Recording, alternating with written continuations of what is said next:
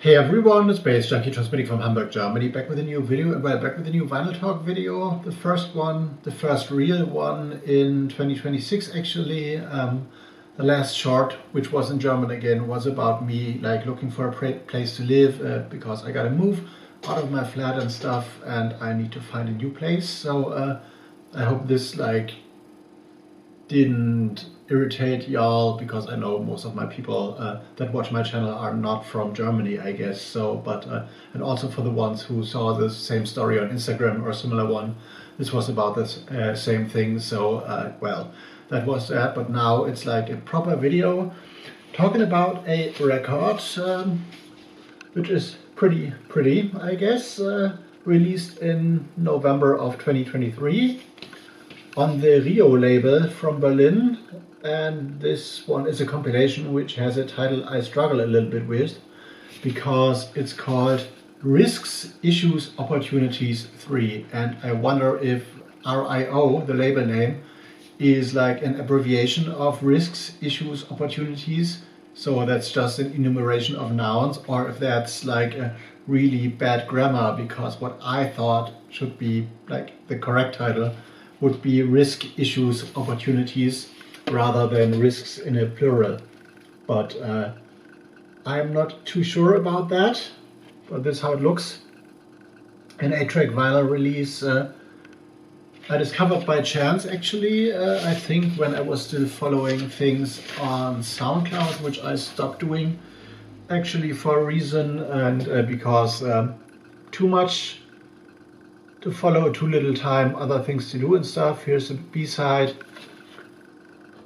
here's the A-side, and I guess someone I knew posted like a SoundCloud snippet of that or reposted it, and I was like, okay, I saw this because this is one of the labels that is distributed exclusively by the vinyl distributor I work for, so I saw it in the warehouse and well, decided to check the snippets and found it really interesting and fascinating, even though there is only one name I was familiar with. The first one, Taglabu, which is an ambient electronica producer I own a very pretty 12-inch of, which has been released on a label, which escapes me right now. But this is like a super pretty cover, and it's like deep electronica, IDM, deep listening music and stuff. But the other names like Grisha, Frank Rodas, Zeko Kili, Xeyu, Federico Cassetta, 7,697 miles, and Ganu Depot were totally foreign to me, didn't know anything about them. But I listened to the snippets, as I said, and was really surprised and intrigued. And this is a compilation which takes me back to the like 90s and early 2000s in terms of like IDM electronica. So this is like proper electronica, really spatial sounds, mostly minimalistic, sparse grooves, very spatial, most of that really sci-fi sounding in a way. The track on B1, Britva by Xeyu, is a kind of downbeaty, kind of trip-hoppy, but not trip-hop in an organic sense, but it has this kind of like trip-hop groove to it. The A4 and B4 tracks both have like a kind of like vocal approach, but are not like down-tempo trip-hop either, but more like electronica with some ethereal vocals. One track is more like ambient techno, but the whole thing overall feels like it could have been released like in the late 90s, early 2000s. Think of labels like Heim Elektro Ulm Tonquellen, or the Isolate label, which was like the parent label of Dyslexic Response, with like artists like Nomo Ogo, probably you remember that one, or some other. So this is really deep listening music, but with a groove. It's not for the club, not for the dance floor. The maximum speed here is a surprising 122 and 120 BPM, but those tracks, also interesting that they got the BPM count on there, because this is not dance floor, apart from one ambient techno track, this is not dance floor music at all. But though even those tracks usually don't feel that fast, they feel more like a deep listening experience, as I said, very spatial. If you also remember like things like Funkstörung, maybe, of course you do, and early Ordecker or something like that, this is the general direction this compilation points at. And as I figured, this kind of electronica has become really, really rare. A lot of things are like totally aesthetic in terms of like vaporwave, a lot of like atmospheres, harmonies, layered, some glitchy stuff, but and like all packed, no like empty spaces between beats and stuff. But this is like a total, I don't know, a thing that is not common anymore, and therefore I really liked it because it took me way back, I guess.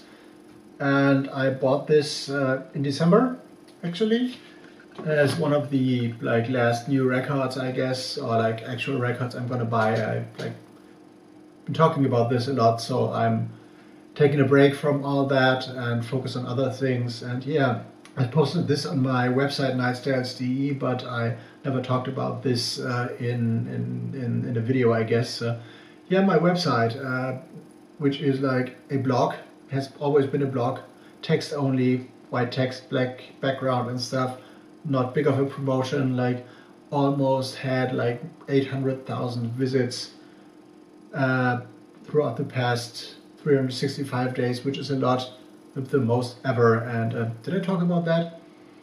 I don't know. I feel I didn't, but somehow I feel I did. So that's on a high, and which is really interesting because I had less promos coming in, provided less content, but still the numbers are going up, which is interesting to see. And also it was like interesting to see like regarding my search of a new flat that a lot of people like stepped in and reposted the whole thing, both the video on Instagram and on the post I made the day after, and like a lot of people are contacting me and like getting these numbers going as well. So this is like highly interesting and totally appreciated because the housing market in Germany sucks, and in Hamburg especially. So this is going to be a journey to find something, a new place, but I'm on it, and now I'm going to go into editing mode before I'm getting rambly.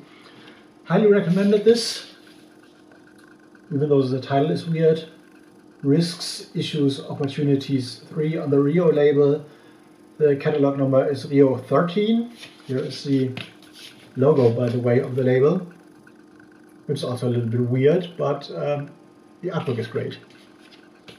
Reminds me, it's not really Keith Haring, but like Haring with a kind of ancient, I don't know, pagan twist maybe, with all the pseudo spirals and patterns in there. Really appreciate this. Also appreciate the green tone here, which probably is not coming across properly on this camera. And another thought, probably I've been coming, as you know, probably I am, the first records I bought was like Violator by Depeche Mode, which are, due to that reason, a big influence on me, or have been in my early years, like in the electronic part. And I haven't been following them for a while when they went through their like guitar rock phase and stuff. So I totally ignored the Sounds of the Universe album, apart from Wrong, which is like a big hit with the Trent Miller remix, of course, and which is more like drum and bassy, and the Casper remix, which is like kind of dubstep.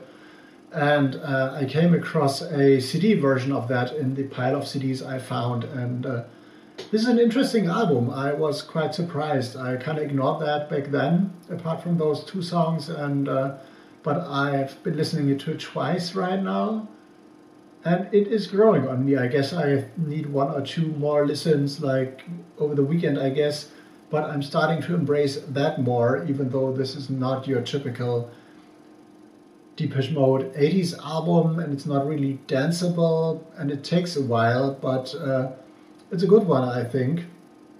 But I'm still not too sure if I need that on vinyl, or if the CD version I got will be enough for me. But if you have a thought on Sound of the Universe, let me know. I would be really interested in your thoughts on that, because that's an album that is, even though it's like 15, 16 years old, 17 maybe, is totally new to me because I never heard it like properly before. But this is just a side note. I'm going to go into editing. See you on the next one. You know the score, BANDCAMP, all other things down there. Baze Junkie out.